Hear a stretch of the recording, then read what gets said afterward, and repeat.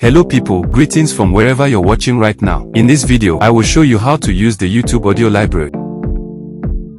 I will show you around the basics, how you can use tracks and sound effects from the library without having to worry about any copyright issues. I am Joe, your tech handyman. If you're ready, let's get on it right away.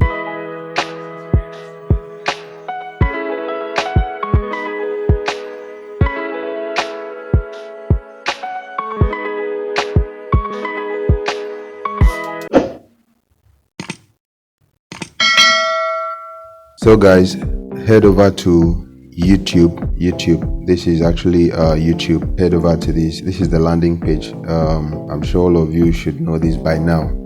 Okay, so from here and then go to your profile, click on the profile letter that is there. This is where you manage your profile. So go to YouTube Studio and click on it. Once you click on that, it takes you here. This is your channel dashboard.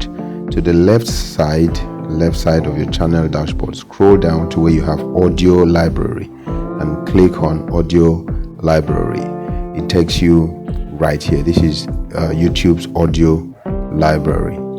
So this is a snippet of the terms and conditions of this library. So but if you scroll down, you see a whole lot of tracks right here. These are the tracks that are here as it is. So the first row is the track title, the next one is the genre, the next one is the mood. So this other row is for the artist and the time, the duration of the track, and of course the license type is here. And if you hover over it, you see the license there. So the date that this was added, the track was added, is here. So for instance, here you can add a star to it so you can easily locate it. I will come to that in a jiffy. Now you can actually filter this by using these three. For instance, if I want pop, I will just click on the three lines and this tag will pop up. So all the songs that will come out, all the tracks that will come out will be from the pop genre. You can do same for the mood. Just hover on the mood that you want to use, click on the three lines, and all the mood will switch to happy in this case. So the same thing applies to artists. If you want to filter this by artist, you can search here. You can go to this particular artist studio, and then that is for that. So if you go right back, if you click on this play button, it will play so you can listen and then determine whether you want to download that one. So here is the download button where you click to download it. So once you hover on it, for instance, if I want to download Dove Love, I'll just hover on it and then click on this download, and in a matter of seconds you can see it right there. I've downloaded that one for use on YouTube, just like so. That's for music. So if we switch back to sound effect and click on it, you see all kinds of sound effect right here. You can see it's a very long list, I must tell you.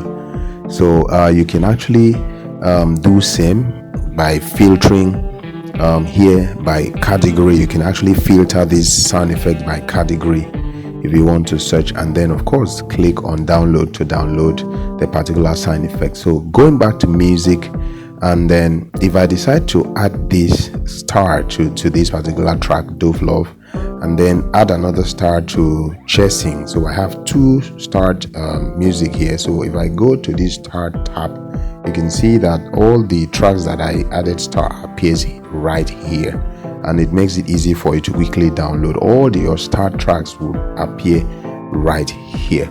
So let's just have a sneak peek on the terms and condition. So if you click that, open this pop-up, you can see your use of this music library, including the music files in this library, is subject to the YouTube's terms of service.